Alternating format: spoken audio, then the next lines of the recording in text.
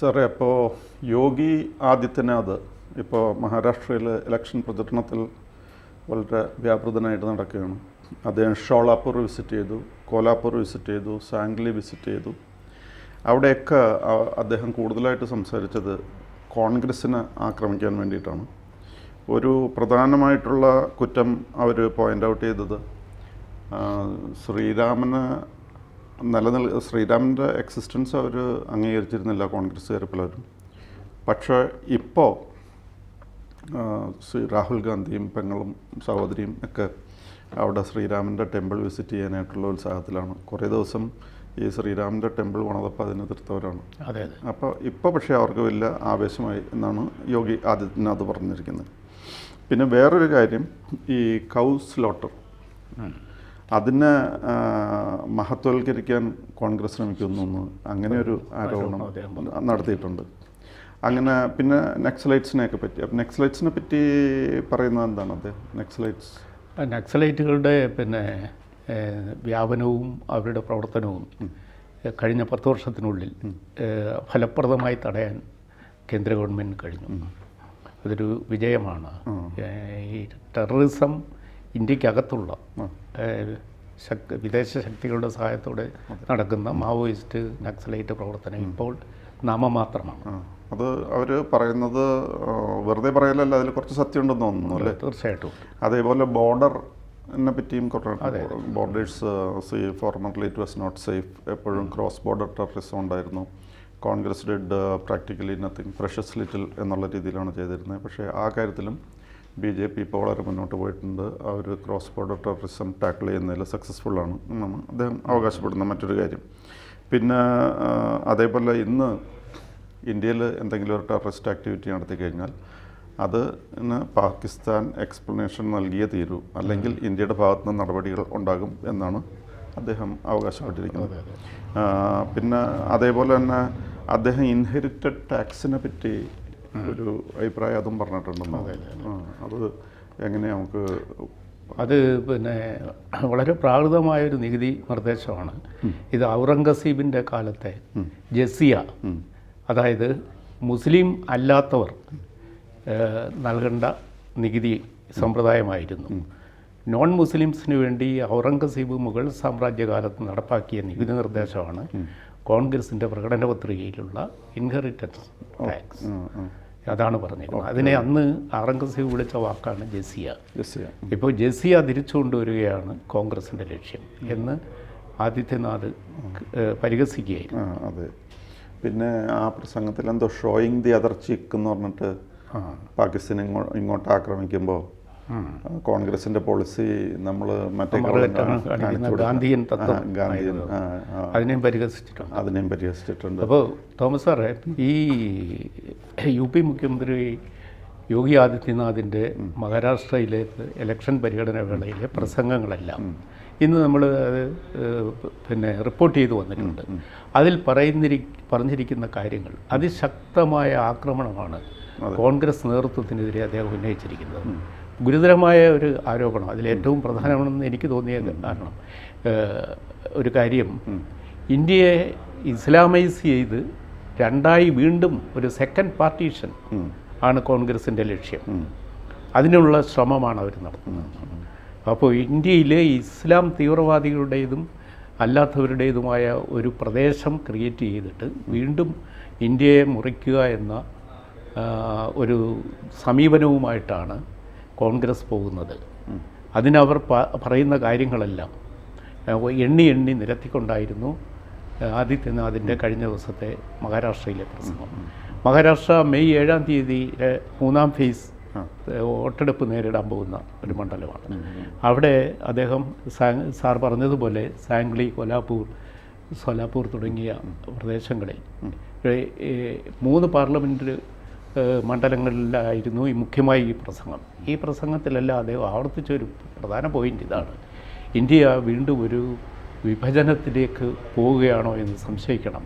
കോൺഗ്രസ് അതിനുവേണ്ടി പ്രതിപക്ഷത്തുള്ള എല്ലാ കക്ഷികളെയും കൂട്ടുപിടിച്ചിരിക്കുകയാണ്. അവർ ഇന്ത്യയുടെ പാരമ്പര്യനിഷ്ഠമായ ആചാരങ്ങളെയും വിശ്വാസങ്ങളെയും എല്ലാം ചോദ്യം ചെയ്യുന്നു.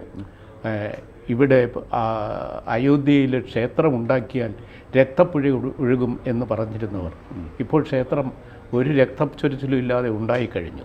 സമാധാനപൂർവ്വമായി അവിടെ രാമക്ഷേത്രം നിർമ്മിച്ചതിന് ശേഷം ഇപ്പോൾ അവിടെ തീർത്ഥാടനത്തിന് പോകാനൊരുങ്ങുകയാണ് കോൺഗ്രസ് നേതാക്കൾ. അപ്പോൾ അതാണ് സ്ഥിതി. പിന്നെ ഈ കോൺഗ്രസ് ഭരിച്ചിരുന്ന UPA-യുടെ 10 വർഷക്കാലം ഇന്ത്യയിൽ അക്രമം, ഇന്ത്യക്കകത്തും ഇന്ത്യ ഒട്ടും സുരക്ഷിതമല്ലായിരുന്നു.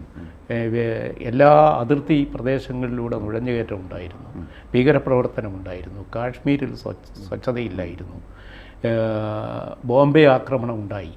ബോംബെ ആക്രമണം ഉണ്ടായിട്ട് ഒരു തിരിച്ചടി പോലും കൊടുക്കാൻ പറ്റിയില്ല. അപ്പോൾ അത് സഹിക്കുകയായിരുന്നു. അതിനെയാണ് അദ്ദേഹം പറഞ്ഞത്, ഒരു കന്നം കാണിച്ചാൽ മറുകന്നം കാണിക്കുന്ന ഒരു സമീപനമായി നിന്ന് നമുക്ക് ഉണ്ടായ കഷ്ടനഷ്ടങ്ങൾക്ക് അതിരില്ല. ഇപ്പോഴതല്ല സ്ഥിതി. ഇപ്പോൾ ഈ ബോർഡറിൽ ഒരു ചെറിയ അനിഷ്ട സംഭവം ഉണ്ടായാൽ പാകിസ്ഥാൻ ഉത്തരം പറയണം. അതിന് പാകിസ്ഥാനിലെ ഭരണാധികാരി ഡൽഹിയിൽ ഉടൻ വിളിക്കും. അപ്പോൾ ഇപ്പോൾ ഇന്ത്യയുടെ ഏതെങ്കിലും അതിർത്തി പ്രദേശത്ത് ഒരു സംഭവം ഉണ്ടായാൽ, ഇന്ത്യക്കെതിരായ എന്തെങ്കിലും ഒരു നീക്കം ഉണ്ടായാൽ അതിന് പാകിസ്ഥാൻ ഉത്തരം പറയേണ്ട ഒരു ബാധ്യത ഉണ്ടാക്കിയെടുത്തു ഇന്ത്യ. ഒരു ചെറിയ സംഭവം നമ്മൾ ആവശ്യപ്പെടാതെ തന്നെ പാക് ഭരണാധികാരി ഡൽഹിയിൽ വിളിക്കുന്ന സ്ഥിതി ഉണ്ടായിട്ടുണ്ട്. ഇത് 10 വർഷം മുമ്പ് ഇങ്ങനൊരു അവസ്ഥയില്ല എന്ന് നമുക്ക് ബോംബെയിലേക്ക് സ്ഥിതിഗതികൾ വെച്ചറിയാം. പിന്നെ ആദിത്യനാഥ് പറയുന്ന ഈ വിഭജനത്തെ പറ്റിയുള്ള അപകടകരമായൊരു സൂചന. ഇപ്പോൾ കോൺഗ്രസും പ്രതിപക്ഷ പാർട്ടിയിലുള്ള ചിലരും അതിന് കൂട്ടായി ശ്രമിക്കുകയാണ്. ഇന്ത്യക്ക് വീണ്ടും ഒരു വിഭജന വേദനകൾ നേരിടേണ്ടി വരുന്ന ഒരവസ്ഥ ഇൻ കേസ് ഇന്ത്യ ബ്ലോക്കിലെ ഒരു ഭരണ ലെവലിലേക്ക് എത്തിയാൽ സംഭവിക്കും എന്നൊരു മുന്നറിയിപ്പാണ് യോഗി ആദിത്യനാഥ് നൽകിയത്. അത് തള്ളിക്കളയാൻ പറ്റില്ല. കാരണം നമുക്ക് ഈ എറണാകുളത്ത് പോലും കട്ടിംഗ് സൗത്ത് എന്നൊരു മീറ്റിംഗ് നടന്ന സ്ഥലമാണ്. അപ്പോൾ south Indian republic of India എന്നൊരു ആശയവുമായി ജീവിക്കുന്ന കുറച്ച് നേതാക്കൾ ഇവിടെ ഉണ്ട് ഇപ്പോഴും. അതുകൊണ്ട് യോഗി ആദിത്യനാഥ് വെറുതെ ബ്ലഫ് ചെയ്താണെന്ന് നമുക്ക് പറയാൻ പറ്റില്ല. പിന്നെ അദ്ദേഹം അതിൻ്റെ കൂട്ടത്തിൽ ഇപ്പോൾ രാഹുൽ ഗാന്ധി രാം മന്ദിർ വിസിറ്റ് ചെയ്യാൻ പോകുന്നതിനെയും പരിഹസിച്ചിട്ടുണ്ടെന്ന്. അതെ. അപ്പോൾ ശരിക്കും വികാരങ്ങളൊക്കെ ഒന്ന് ആളിക്കത്തിച്ചിട്ട് തന്നെയാണ് മുന്നോട്ട് പോയിക്കൊണ്ടിരിക്കുന്നത്. അല്ല, ഇത് പിന്നെ യോഗി ആദിത്യനാഥ് UP-യിൽ നിന്ന് വന്ന് മഹാരാഷ്ട്ര ഇപ്പോൾ അതിശക്തമായ മത്സരം നേരിടുന്ന ഒരു സ്ഥലമാണ്. ഇന്ത്യ ബ്ലോക്കിലെ പ്രധാനപ്പെട്ട ഒരു കക്ഷിയായ NCP-യുടെ 2 ഗ്രൂപ്പുകൾ മത്സരിക്കുന്നു. അതിലൊരു ഗ്രൂപ്പ് BJP-യോടൊപ്പമാണ്. ശരത് പവാറിൻ്റെ ഗ്രൂപ്പ് അപ്പുറത്താണ്. ഇപ്പോൾ പിന്നെ ഇന്ത്യ ബ്ലോക്കിന് ഭരണം കിട്ടിയാൽ 5 പ്രധാനമന്ത്രിമാരുണ്ടാകുമെങ്കിൽ അതിൽ ഒന്ന് സുപ്രിയ സുലു ആയിരിക്കും എന്ന് പറയുന്നു. ഒരു കൊല്ലം സുപ്രിയ സുലുവിന് പ്രധാനമന്ത്രി സ്ഥാനത്തിരിക്കാം എന്ന് കരുതി ആ സുപ്രിയ സുലുവിൻ്റെ മണ്ഡലത്തിൽ താവളമടിച്ചിരിക്കുകയാണ് ഇപ്പോൾ ശരത് പവാർ. അദ്ദേഹം വേറെങ്ങും പോകുന്നില്ല. ഏറ്റവും അധികം പ്രധാനമന്ത്രി കാൻഡിഡേറ്റ്സ് ഉള്ള ഒരു ഗ്രൂപ്പായിട്ട് മാറി ഇന്ത്യ മുന്നണി. അവർ ഭരണം കിട്ടിയാൽ ആരാണ് നിങ്ങളുടെ പ്രധാനമന്ത്രി എന്ന് ചോദിക്കുന്നതിന് ഉത്തരം പറയുന്നത് ഞങ്ങൾക്ക് അനേകം പ്രധാനമന്ത്രിമാരുണ്ട്, എല്ലാവരും യോഗ്യരാണ്. 5 വർഷം ഭരണം കിട്ടിയാൽ ഞങ്ങൾക്ക് 5 പ്രധാനമന്ത്രി ഉണ്ടാക്കാൻ പാടില്ല എന്ന് പറഞ്ഞപ്പോൾ നമുക്ക് ഓരോ വർഷവും ഓരോ പ്രധാനമന്ത്രിമാരായിരിക്കും. അപ്പോൾ പ്രൈം മിനിസ്റ്ററും യോഗി ആദിത്യനാഥും ഒക്കെ അതിനെ കളിയാക്കിയിട്ടുണ്ട്. അപ്പോൾ ആദ്യം രാഹുൽ ഗാന്ധി, രണ്ടാമത് MK സ്റ്റാലിൻ, മൂന്നാമത് മമതാ ബാനർജി, നാലാമത് തേജസ്വി യാദവ്, അഞ്ചാമത് സുപ്രിയ സുലു. ഇങ്ങനെ 5 കൊല്ലം 5 ഭരണാധികാരി. അപ്പോൾ ഇന്ത്യയുടെ വിദേശ നയം എന്തായിരിക്കും? ഇന്ത്യയുടെ ആഭ്യന്തര നയം എന്തായിരിക്കും? ഓരോ വർഷവും മാറിക്കൊണ്ടിരിക്കും. പിന്നെ മുഖ്യമന്ത്രിമാരിങ്ങനെ നിൽക്കുകയാണ്.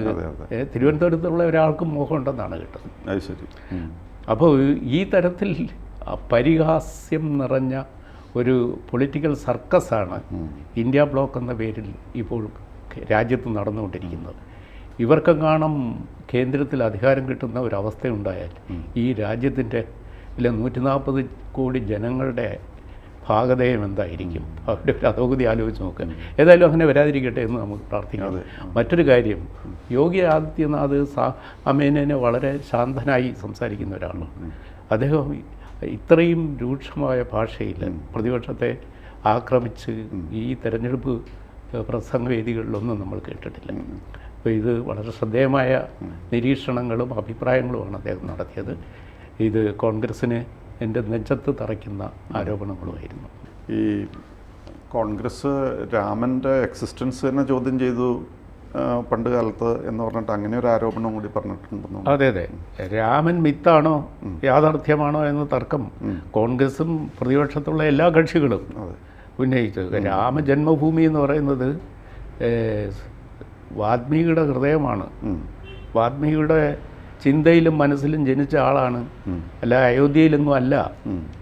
അയോധ്യ പിന്നെ ബാബറുടെ സ്മാരകമാണ് എന്ന് വാദിച്ചുകൊണ്ടിരുന്ന അതിന് തെളിവുണ്ടാക്കാനായിട്ട് അധ്വാനിക്കുകയായിരുന്നു ഇടതുപക്ഷ ബുദ്ധിജീവികൾ ഈ കണ്ട കാലം ഇത്രയും.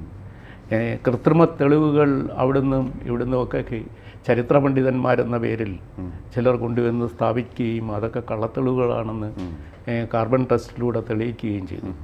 അപ്പോൾ സത്യത്തിൽ ആർക്കിയോളജിക്കൽ സർവേ ഓഫ് ഇന്ത്യയുടെ എക്സ്കവേഷൻസും അവരുടെ റിസർച്ചുമാണ് യഥാർത്ഥത്തിൽ ഈ അയോധ്യ പ്രശ്നം സെറ്റിൽ ചെയ്യുന്നതിന് സുപ്രീം കോടതിയെ സഹായിച്ചത്.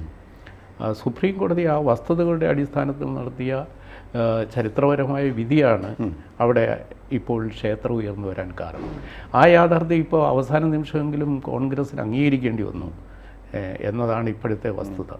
സത്യത്തിൽ ഈ കോൺഗ്രസ് ഇത്രയും കാലം അയോധ്യയെക്കുറിച്ച് പറഞ്ഞതിന് ഒരു മാപ്പ് പറയേണ്ടതാണ്. അതാണ് രാഷ്ട്രീയ സദാചാരം.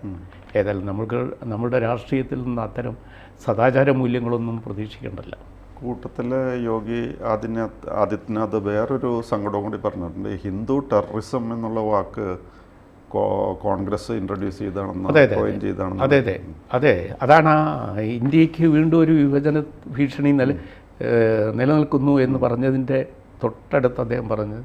അതിനുവേണ്ടി പ്രയോഗിച്ചൊരു കോയിനേജാണ് ഹിന്ദു ടെററിസം. യഥാർത്ഥത്തിൽ ഹിന്ദുക്കൾക്ക് എങ്ങനെ ടെററിസ്റ്റ് ആകാൻ പറ്റും?